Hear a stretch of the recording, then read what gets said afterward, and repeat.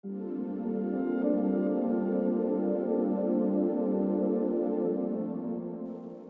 invito a abrir sus Biblias en el Antiguo Testamento, el primer libro de Reyes, el capítulo 19.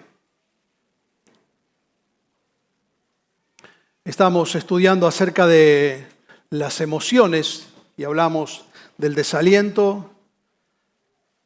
El domingo pasado hablamos ¿de qué? De la ansiedad, muy bien. Ya me estaba poniendo ansioso, que nadie lo sabe, se recordaba. Y hoy vamos a hablar de la depresión. Seguramente usted ha escuchado decir que la ansiedad, lo que hablamos el domingo pasado, es un exceso de futuro, que el estrés es un exceso de presente y que la depresión es un exceso de pasado. Ojalá fuera tan sencillo, puede ser que vaya por ahí. No pretendo acabar un tema tan complejo como este en los pocos minutos que tenemos, pero tal vez el ver un caso en la Biblia, un caso que es icónico, el del profeta Elías, te pueda ayudar si estás lidiando con la depresión. Primera Reyes capítulo 19, voy a leer solamente del versículo 2 hasta el versículo 4. Dice así: entonces Jezabel envió un mensajero a Elías para decirle: que los dioses me castiguen sin piedad si mañana a esta hora no te he quitado la vida como tú se la quitaste a ellos.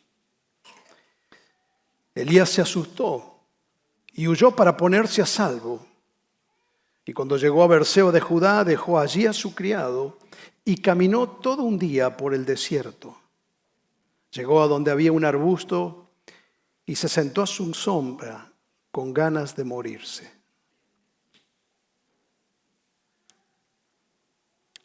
Con ganas de morirse. Y dijo: basta, Señor, basta ya, Señor. Quítame la vida, porque yo no soy mejor que mis antepasados. Y la primera frase del verso 5 dice: luego se acostó debajo del arbusto y se quedó dormido. Para algunos de nosotros la palabra depresión es solamente una palabra que describe un sentimiento. Pero para otros es una palabra que describe una realidad muy triste, muy oscura,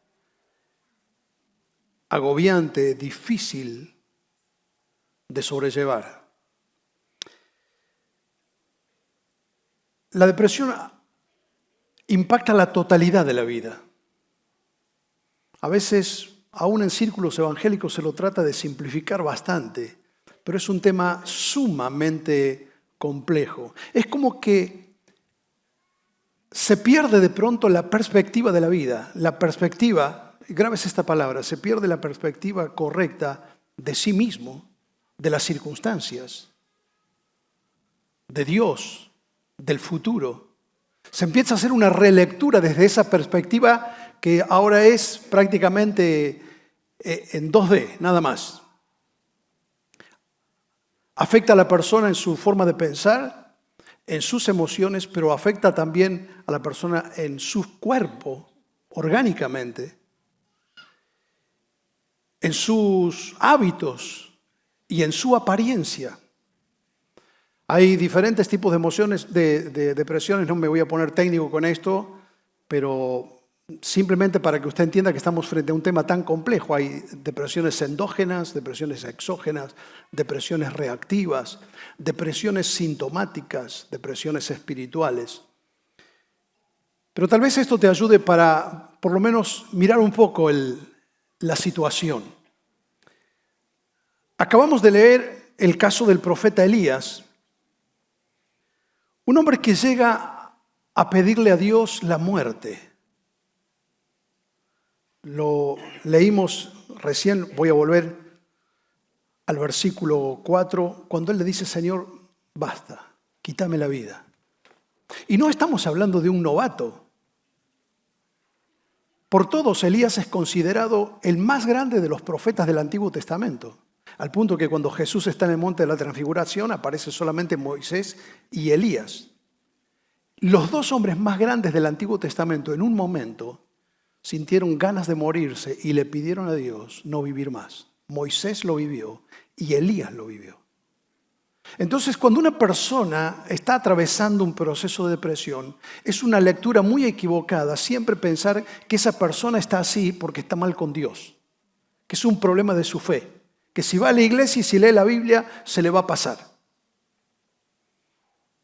Y no digo que la fe sea un elemento determinante en procesos como estos, pero no tenemos que ser tan reduccionistas.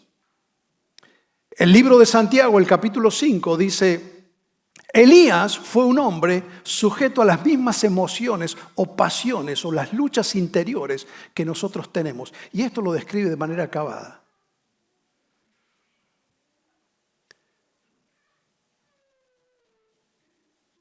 Todo empezó con una noticia mala. El día anterior a esto, y no puedo explayarme porque hay muchos capítulos de los 20 años del ministerio de Elías, son por lo menos 8 capítulos, pero él acaba de vivir una experiencia que parecía que era lo que siempre había soñado en su vida, ver al pueblo de Dios volverse a Dios. Tuvo una experiencia en el Monte Carmelo cuando citó a los profetas falsos que estaban engañando al pueblo y demostró que Dios era verdaderamente Dios. Eso significa el nombre Elías. Elí, ¿se acuerda cuando Jesús clamaba en la cruz? Elí, Elí, Dios. Y Ja es Jehová. Entonces Elías quiere decir Jehová es Dios. Y él oró y descendió fuego. Era un hombre extraordinario. Oraba y desataban tormentas. Oraba y descendía fuego. Y todo el pueblo se convenció de que Jehová era Dios. Y todos empezaron a gritar Jehová es Dios. En hebreo gritaban Elija, Elías. Es lo mismo. No sé si él lo tomó para él, que lo estaban diciendo por él. Pero la gente estaba diciendo Jehová es Dios. Y tomaron a los profetas falsos de Baal y los llevaron a un arroyo y los mataron. Y todo esto que él había soñado de ver el pueblo de Dios volverse a Dios, todo ese momento de gloria, de pronto cambia con una noticia. A veces la vida tiene esos giros, de pronto una noticia cambia toda la realidad. Y miren el cuadro en el que él se encuentra, que es un poco la antesala de la depresión. Hay por lo menos 4 ingredientes en ese proceso que él está viviendo. Por un lado, el agotamiento, un tremendo agotamiento físico. Él había estado viviendo esa experiencia en el Monte Carmelo, que fue todo un día estremecedor, de mucho estrés, de mucha adrenalina. Confrontó a los profetas falsos de Baal, ahí tienen las citas, lo pueden después anotar. Cuando terminaba ese día, él corrió desde el Monte Carmelo hasta la ciudad de Jezreel, son 20 kilómetros, y si miras el último versículo del capítulo anterior, dice que él tuvo tanta fuerza todavía que corría delante de los carros de la corte del rey. Pero al otro día recibe la noticia de que la reina Jezabel, la esposa del rey Acab, le ha puesto precio a su cabeza y dice: te voy a matar. Y él, que antes se animó a todo y que enfrentó al rey y no le tenía miedo a nada, de pronto, en medio de ese agotamiento, empieza a tener otra perspectiva. Nosotros leemos muy diferente la realidad cuando estamos cansados. Si te proponen algo cuando llegas cansado a tu casa, normalmente vas a decir que no. Pero encima de eso, cuando él se enteró, miren lo que hizo. Dejó a su criado en Berseba y caminó un día entero internándose en el desierto. Normalmente cuando una persona está al borde de su resistencia física, eso siempre va a resentir nuestras emociones. A veces nosotros pensamos que con el cuerpo podemos hacer cualquier cosa. Total, mi alma, mi espíritu va por otro lado. El ser humano es un ser indisoluble. Y todo lo que nosotros hacemos con nuestro cuerpo nos afecta, e incluso el estrés que estamos viviendo nos afecta en nuestra construcción emotiva y en nuestra psiquis y en nuestra afectividad, en nuestras emociones. Otro elemento que está en el proceso de Elías cuando él desea morirse es el aislamiento. Normalmente cuando la persona entra en ese cono de pensamientos negativos, a veces toma decisiones o actitudes que complican más la situación. Y es como que empieza a tomar distancia de aquellos hilos que lo sostienen y lo estabilizan un poco emocionalmente, que son sus relaciones. Frente a eso, lo que hizo Elías fue se desconectó de todo. Cerró las redes sociales, apagó el celular. Dice que lo tomó a su criado, que era la única persona que le daba soporte emocional en ese momento. Y lo dejó en Berseba y él se fue solo. Una de las cosas que complica los procesos de depresión es que la persona única que está a tu lado, si tenés una pareja, si tenés un esposo, una esposa, a veces no entiende y eso empieza a crear un conflicto y entonces la persona, al no sentirse comprendida, empieza un distanciamiento de la única persona que tal vez en ese momento le puede estar dando contención afectiva. Elías está en este proceso, pero también está en un proceso profundo de desesperanza. Miren cómo él dice. Basta. ¿Sabe cuándo una persona dice basta? Cuando ha perdido perspectiva, cuando ya no espera algo del futuro. Como diciendo, bueno, hasta acá la peleé, intenté, pero este es el punto final. No voy a seguir luchando. Es un deseo de renuncia. Es literalmente lo que él le dice al Señor, le presenta la renuncia. No sigo más, llego hasta acá. Una sensación de impotencia. Porque estás en desventaja frente a la realidad. ¿Qué puede hacer él frente al aparato político y militar que tiene la reina que lo está buscando? Pero además, está en un proceso profundo de frustración. Miren cómo él dice, Señor, quítame la vida, pues no soy mejor que mis antepasados. La lectura que él está haciendo de esta perspectiva que tiene ahora, yo no estoy siendo quien creía algún día que iba a ser. Y empieza esa comparación. Fíjense que él se está comparando con sus antepasados, posiblemente los siervos de Dios que vinieron antes que él. No he logrado hacer una diferencia con mi vida. Es frustrante haberse esforzado por tanto tiempo para ver un cambio en la nación. Y después de tanto esfuerzo, es decir, no valió para nada todo el esfuerzo que hice.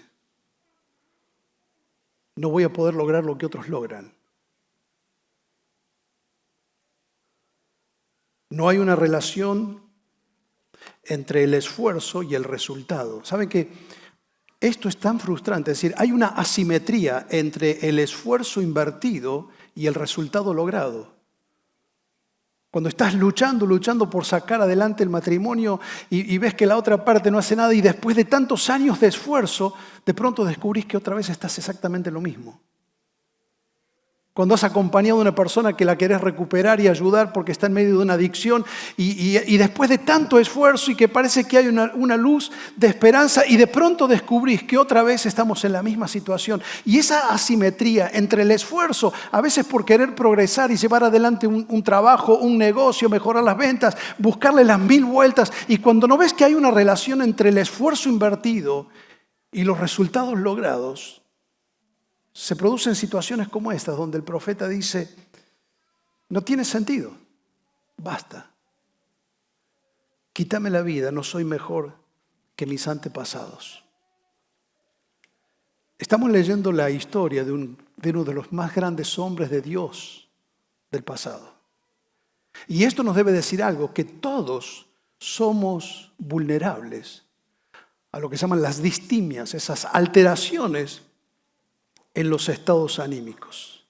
Ahora, ¿cómo enfrentar un proceso así? ¿Cómo Dios ahora va a entrar en acción? ¿Y cómo Dios aborda? Miren los gestos terapéuticos que Dios tiene con una persona en depresión. Cuando usted sigue leyendo el texto, dice que él se acostó, se fue un día de camino del desierto y llegó a un lugar y vio que había un arbusto, se acostó allí y se puso a dormir. Y Dios se va a acercar ¿Y sabe qué hace Dios? Dios no le reprocha cómo se siente.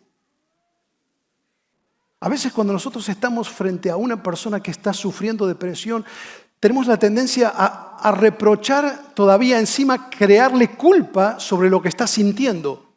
Dios no le hace ningún reproche, porque Dios parte de una lectura objetiva, primero, de la necesidad física. Entonces, quiero darte un consejo que te va a ayudar mucho sobre esto. Siempre en los procesos de depresión, empezá por atender las necesidades físicas.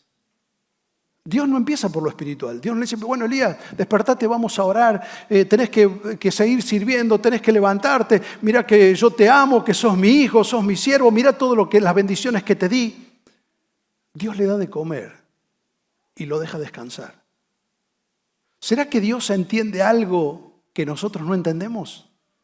Es decir, empezá por atender las necesidades físicas. Dios no empieza atendiendo ni las necesidades emocionales, ni afectivas, ni psíquicas, ni físicas, ni espirituales, sino por las físicas. Siempre en un proceso de depresión hay que empezar por evaluar la condición física. Elías no necesitó hacerlo porque Dios lo hizo por él y supo qué es lo que estaba necesitando. Pero como vos no sos Dios, te voy a dar un consejo. Siempre tenés que hacerte chequeos médicos. Hay depresiones, como decía recién, por ejemplo, que son endógenas. Por ejemplo, por una mala metabolización de la serotonina, que es simplemente un neurotransmisor, que es como un motor cuando no tiene aceite. Y vos podés ir a la iglesia, podés orar, pero si no tenés una medicación que reemplace eso que el organismo por algún motivo, después se verá por qué, no está funcionando. Es lo mismo que si tu organismo no está produciendo insulina. ¿Qué vas a hacer? Necesitas una medicación que la provea. Hay depresiones que son sintomáticas, es decir, es una depresión que la persona sí está cursando como síntoma de un proceso que el cuerpo está haciendo. Por ejemplo, la menopausia. Acá nadie todavía llegó a esa etapa, pero en algún momento va a llegar. Normalmente viene acompañado por procesos de depresión. La andropausia también. Si tu marido ya ha pasado los 45, 50, si se pone a jugar con la Play, eso no es andropausia. Es que todavía está en la adolescencia, le falta rato, quédate tranquila. Pero hay procesos del cuerpo. Por ejemplo, cuando una persona tiene problemas de tiroides. Entonces, la depresión sintomática es el síntoma de un proceso que el cuerpo está haciendo, las famosas depresiones postparto. Entonces, es necesario siempre atender a la necesidad física. Necesitas alimentarse adecuadamente. Mire lo que Dios hace. Mire las veces que aparece la palabra comer. Dios le manda un ángel que le lleve comida porque estaba en el desierto. Y el ángel lo toca. Es como uno despierta a un niño. Mire el cuidado que tiene. No se paró de lejos. ¿Qué hace acá durmiendo? Mira la hora que es. Lo toca. Y le dice, levantá y come. Levántate y come. Y Elías se levanta, come y se vuelve a acostar. Y nadie le dice nada. Y entonces lo deja descansar y otra vez lo vuelve a levantar. Y otra vez le dice, levántate y come. Verso 7, porque te espera un largo camino. Es decir, está cuidando sus recursos y energías físicas, teniendo en perspectiva el camino que le queda por delante. Es tan triste como a veces nosotros destruimos nuestro cuerpo. Comemos cualquier cosa. Hacemos lo tensionamos a más no poder. Y pensamos que todo lo que nosotros vivimos emocionalmente está desconectado de nuestro cuerpo. Pero aún nuestros estados anímicos no están desconectados de lo que nosotros comemos. Dios le permite no solamente comer, sino descansar correctamente. Siempre cuando una persona está pasada de vuelta, decimos nosotros, ¿no? El burnout, el estrés, a veces no tiene controles médicos, se alimenta mal y descansa poco, es un candidato para la depresión. Dios estableció obligación en Israel, era un mandamiento moral, es decir, era pecado no descansar en Israel. Un día a la semana Dios dijo, no vas a hacer ninguna actividad, lo vas a dedicar a estar con tu familia e a ir a adorar al Señor. Pero nosotros siempre le damos una vuelta más. Y Dios lo dejó que descanse, dice que Él comió, bebió, con esto se fortaleció. Es decir, hay una respuesta, y mira el verso 5, Él se quedó dormido, en el verso 6 volvió a acostarse. Y entonces Dios ahora lo pone en camino. Y esto no es un dato menor. Dice el texto que después que comió y descansó, es decir, cuando se equilibra sus energías físicas, Él empieza a caminar. Y miren cómo termina el verso 8. Viajó durante 40 días hasta llegar a Horeb. Horeb es lo que se llama antes el monte Sinaí. Y hay una razón por la que Él va ahí. Son 370 kilómetros en 40 días. Es decir, caminó 9 kilómetros por día. Es un buen ejercicio. Es interesante que en muchos casos en la Biblia, cuando Dios está preparando a una persona para una misión, lo pone a caminar y lo mueve de un lugar a otro. Lo hizo con Moisés también. Pero todo esto que está viviendo Elías, él no sabe que Dios está cuidando y está respondiendo a la problemática que él está viviendo, a este momento en el que él se quiere morir y no quiere seguir adelante. Dios cuida su salud, lo pone a caminar, a hacer ejercicios, lo alimenta, lo deja descansar y lo prepara entonces para el momento que viene. Así que, si querés, lo que dicen ahora un tip, ¿no? Porque si te digo un consejo, no sé, como quieras. Pero cuando estás en procesos de depresión, siempre es primordial que visites al médico. A veces nosotros pensamos que solamente nos vamos a curar con oración. Entonces no vamos al médico, comemos cualquier cosa, no hacemos ejercicios, estamos pasados de vuelta, no descansamos, nos empachamos con Netflix hasta las 3 de la mañana, el otro día nos tenemos que levantar y después cuando el cuerpo estalla vengo a la iglesia que me oren. No funciona así la vida. Esto no es magia. Dios te ha diseñado de una manera muy particular. Por eso hay otro elemento que es importante y es que Dios nos ha diseñado para que nuestro sistema afectivo responda y dependa básicamente de las conexiones. No voy a meterme en esto porque ya dimos una serie sobre esto. Lo importante que tienen las relaciones. Y algo importante es que Dios lo va a concientizar a Elías de que él no tiene que ser un llanero solitario en la vida. Que algo que agrava más los procesos de depresión es cortar las redes de contención que nosotros tenemos, nuestros lazos afectivos. Dios le habla, Dios se acerca y lo primero que Dios hace, empieza a abordar el tema con preguntas. ¿Cómo has llegado hasta acá, Elías? ¿Qué haces? ¿Qué haces aquí? Y entonces él le dice, yo he sentido un gran celo, Señor, por tu causa, pero todo el pueblo ha rechazado el pacto, ellos han derribado tus altares, han matado a los profetas. Y yo soy el único. ¿Te suena esa frase? Si no fuera por mí, acá yo soy el único en esta casa. Yo soy el único. Esa idea de que yo soy el único al que le puede pasar esto. Yo soy el único. Elías ha caído en una trampa porque él no es el único. Pero cuando uno está agotado y empieza a tener pensamientos pesimistas, uno piensa que lo que a uno le pasa lo deja en una condición de víctima y de persona única. Saben, antes de este hecho, Dios mandó al profeta Abdías que vaya a hablar con Elías. Y Elías no lo sumó a la causa. Abdías era un siervo de Dios.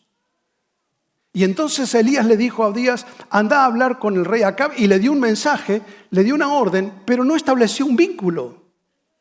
Y entonces Abdías le dice al profeta Elías,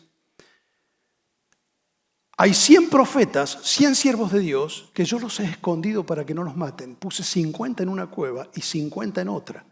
O sea que ya está Elías, su siervo, Abdías y 100 más. Y Abdías dice, yo los he estado cuidando y los estoy alimentando.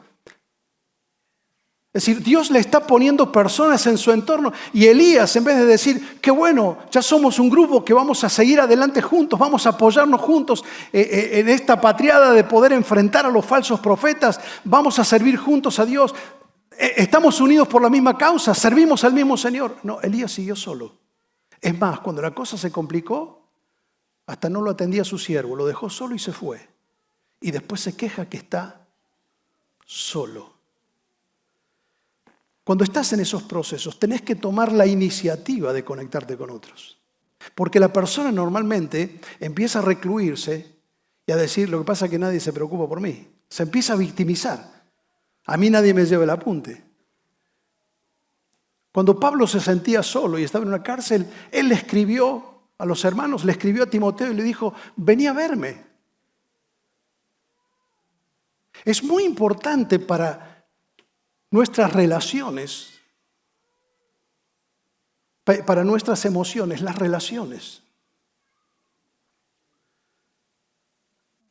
Las relaciones hacen de alguna manera lo que también el ejercicio físico hace, que genera dopamina en nuestro organismo, que es un químico que ayuda a la estabilidad emocional. Si no, lo tenemos que ir compensando todo con pastillas. Y así estamos. Empastillados hasta los flecos. Pero no tenemos vínculos profundos, relaciones profundas. Fue por allá en el año 2009, seguramente han escuchado hablar de la importancia, por ejemplo, de los abrazos. Una de las experiencias que habían hecho era ponían un mono, le cableaban el cerebro, estaba en una jaula y ponían una bocina, un tipo sirena que empezaba a sonar muy estridente y una luz estroboscópica que empezaba a prenderse y a apagar y el mono se alteraba, entraba en estrés, saltaba de un lado para otro y sus niveles de estrés subían. El cortisol le subía a las nubes, pero después ponían otro mono adentro y después agregaban otro, pero cuando ponían otro mono y empezaba la alarma y empezaban las luces, los monos, ¿qué hacían? Si somos monos, abracémonos. Se abrazaban.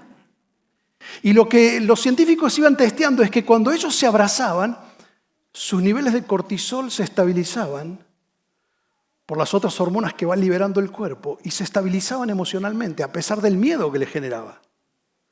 Usted sabe que un abrazo de 8 segundos libera dopamina en el cuerpo.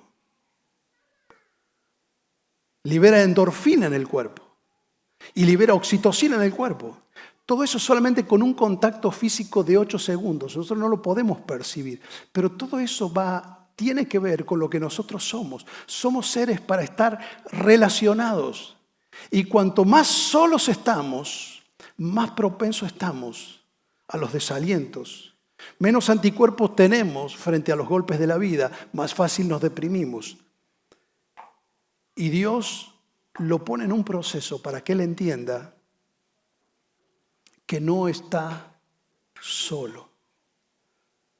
Muchas veces nuestros sentimientos de soledad se deben a nuestra propia actitud de aislamiento y distanciamiento cuando nos sentimos mal. Es decir, tendemos a hacer lo menos aconsejable para esos momentos. Para terminar, en este proceso Dios lo va llevando para que el profeta aprenda a descansar, a cuidarse, para que el profeta aprenda que necesita de otras personas, que se tiene que dejar ayudar, que él no está solo. Pero Dios lo acompaña para que no se pierda el contacto. Es decir, y estos son los 3 consejos. Atendé tus necesidades físicas, déjate ayudar por otros, no seas un solitario. Y mantenete siempre conectado con Dios. Dios no te rechaza cuando estás en esos procesos. Lo interesante en todo este desaliento que está viviendo el profeta es que él se quiere ir al monte Sinaí porque ese fue Ya se acuerdan donde estuvo Moisés. Ese es el lugar donde Dios habló primeramente. Y él está buscando un nuevo encuentro con Dios. Obviamente que él es un hombre que ha vivido experiencias tan fuertes, el hombre que ha hecho bajar fuego del cielo, que ha traído tormentas del cielo, y va y se mete en una cueva, y entonces otra vez Dios viene y le dice, ¿qué haces, Elías? Y si ustedes tómense el tiempo después y lea todo el pasaje en su casa, y usted va a ver que él repite exactamente las mismas palabras, típico de una persona que está encapsulada en una depresión y tiene un circuito, parece que es una engrama cerebral que va repitiendo, ya tiene un verso armado y siempre está dando vuelta con la misma explicación, la misma postura, la misma perspectiva. Y él otra vez le vuelve a decir, yo estoy solo. En medio de todo eso, de toda esa situación que ocurre 2 veces, Elías, Dios lo llama a que él salga de la cueva donde está. Y en ese momento él cree, porque Dios dice, yo voy a manifestar mi presencia. Y el texto allí lo dice, que cuando él salió vino un viento recio que hacía temblar y descalzaba las piedras, pero Dios no estaba en el viento. Y después vino un temblor, pero Dios no estaba en el temblor. Y de pronto hubo un incendio y apareció el fuego allí y Dios no estaba en el fuego. Y dice la palabra de Dios que después hubo un silbo, una brisa como un suave susurro y fue ahí donde Dios le habló. Y en ese proceso Elías aprendió a escuchar a Dios de otra manera. Un hombre que usted lo ve hasta acá y es un Elías, y lo ve desde acá y es otro Elías. Un hombre que hasta acá siempre estuvo estresado, corriendo, y ahora va a vivir la mejor época de su vida y el momento más glorioso de su vida. Es decir, hay una vida después de la depresión. Hay una oportunidad aún después de tener ganas de morirse. Aún después de pedirle a Dios que uno no quiere vivir más. Pero él tuvo que aprender a escuchar a Dios de una manera quieta. Y sabes, si hay algo que te puedo decir que te va a ayudar para sostener el ánimo, para fortalecer tu vida, es tener un tiempo cada día en la presencia de Dios. Dedica tiempo de tu mañana para leer la palabra, para estar en la presencia de Dios, para orar. Porque en esos tiempos de quietud es donde Dios infunde paz, dirección, esperanza, seguridad. El saber que no estamos solos, que podemos correr, como dice su palabra, en cualquier situación al trono de la gracia. Y sabemos que tenemos un Dios que nos entiende, que no te rechaza por cómo estás, como lo hizo con Elías. Un Dios que vela por nuestras necesidades. ¿Y saben lo que hizo Dios? Cuando apareció le dijo al profeta Elías, ahora vas a ir y vas a ungir. Le dio 2 direcciones, 2 reyes que tenía que ungir, uno en Siria, otro en Israel. Y le dijo, vas a ir y vas a ungir a Eliseo, quien te va a suceder. Y encima después le dice, y te voy a decir más, tengo 7,000 más que no han doblado sus rodillas. No estás solo.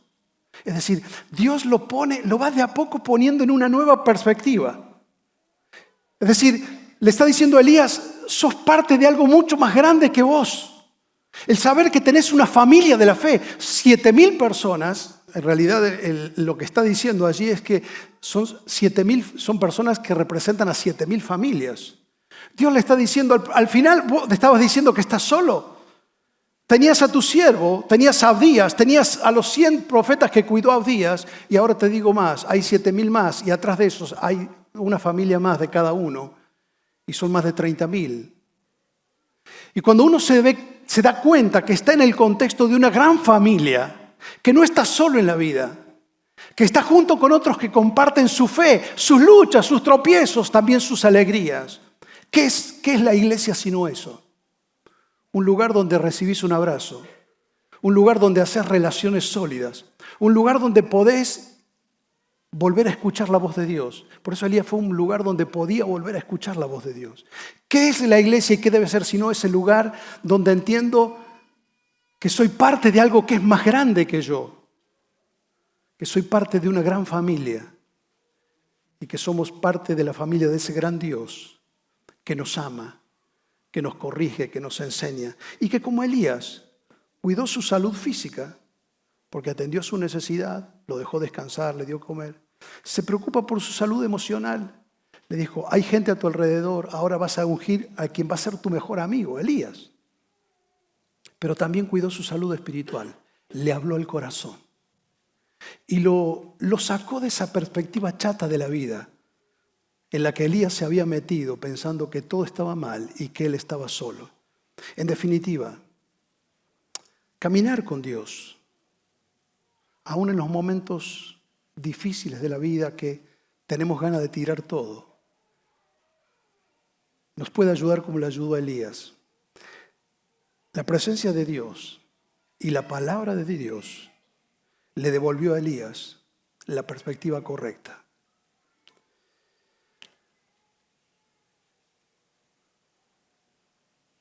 El cuadro que estás viendo a tu izquierda es muy diferente al de la derecha. Obviamente, uno es de la Edad Media, otro es del Renacimiento. Mira por un momento el cuadro de la Edad Media. No es que no sabían pintar, pero en la Edad Media se pintaba sin perspectiva. Y era como los dibujos egipcios, o como el arte rupestre, o como el arte paleocristiano, el que hacían en las catacumbas. Es decir, se dibujaba todo solamente en dos planos y se iban encimando las cosas y vos no sabés qué está delante, qué estás atrás. No hay perspectiva de nada. Pero en el Renacimiento ocurre algo maravilloso. Y es que los pintores empiezan a recobrar una teoría de un arquitecto que era pintor también, Brunelleschi. Brunelleschi incluso hizo un trabajo de la Plaza de la Signoria en Florencia. Se tomó el trabajo de hacerle un agujero y mirar desde atrás el cuadro. Cuando estaba pintado, él le hizo un agujero en el punto justo y le ponía un espejo adelante. Y él empezó a diagramar líneas matemáticas, proyecciones matemáticas. Bueno, la perspectiva tiene por lo menos 7 elementos principales, pero él empezó a hablar de que el elemento principal para la perspectiva es tener un punto de fuga. Es decir, salir de ese cuadro y trazar un punto infinito, desde el cual van a ir todas las paralelas. Si vos querés dibujar un objeto y tenés que hacerlo en proporción, si tenés que darle perspectiva, tenés que trazar un punto de fuga, es decir, un punto que esté fuera del objeto, desde el cual podés trazar todas las paralelas para poder darle a eso que parece chato y sin forma una perspectiva correcta. Y se me ocurre pensar que acaso esto es lo que pasa cuando uno se da cuenta que necesita a Dios. Que Dios no viene para decirte toda la vida va a ser color de rosa, pero es como ese punto de fuga. Es ese punto infinito que está más allá de tu realidad. Está más allá de esos planos de tu vida y de todas esas cosas que no tienen forma. Y te permite mirar desde otra perspectiva. Y eso es posible cuando, como Elías, a pesar de que a veces nos queremos morir, podemos ir a un lugar donde podemos escuchar a Dios y podemos responder a su palabra. Y Elías volvió. Y Elías obedeció a Dios. Y ahí descubrió que lo mejor estaba del otro lado de la depresión. Que había todavía oportunidad para él, que había esperanza. Del otro lado no es que no había problemas. Había un punto de fuga. Había la oportunidad de empezar a mirar desde otra perspectiva mi vida, mis problemas, mis relaciones y otra manera incluso de mirar a Dios. Sueño que esto sea la iglesia para cada uno de ustedes. No un punto de fuga para escaparnos de la realidad, sino para que cuando buscamos a Dios y su palabra, entendamos que hay una perspectiva diferente para la vida. Y esa la encontramos solamente cuando nos volvemos a Dios. Quisiera que nos inclinemos en oración y otra vez, llévate esto como una semilla para tu corazón. Atendé tus necesidades físicas, conectate con otros, no seas solitario, déjate ayudar, pero busca a Dios. Dios se ha hecho cercano a nosotros y accesible a nosotros a través de Cristo Jesús. Para eso Él vino, murió por nuestros pecados. Y aunque a veces tenemos ganas de renunciar y de no seguir la vida, hay todavía un punto de fuga. Todavía podemos correr a los brazos de Dios que nos ama para recibirnos, para sostenernos y para impulsarnos a una nueva etapa. Padre, oramos en esta noche por aquellos que están caminando por un pasillo oscuro en su vida, pensando que no hay ya más esperanza, que a veces ni siquiera hay deseo de vivir,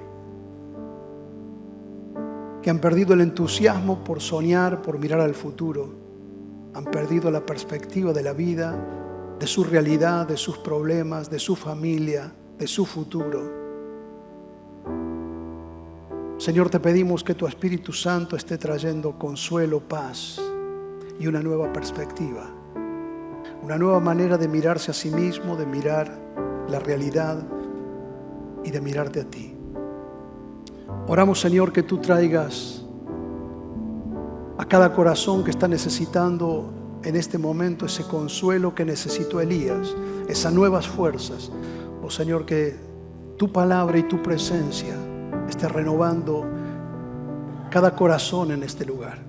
Y que como iglesia podamos ser ese lugar donde tu voz sigue siendo escuchada, donde almas son rescatadas, donde personas son sanadas y restauradas, donde la relación con las personas nos ayuda a ser mejores, donde somos amados y podemos amar, donde podemos servir a otros, donde podemos comprender que somos parte de algo más grande, que somos parte de una gran familia, servimos al mismo Dios y compartimos esta perspectiva de la vida, en la cual entendemos que tú estás en control y nunca nos vas a abandonar. Por eso, Señor, te damos a ti la gloria y te damos gracias en el nombre de Cristo Jesús.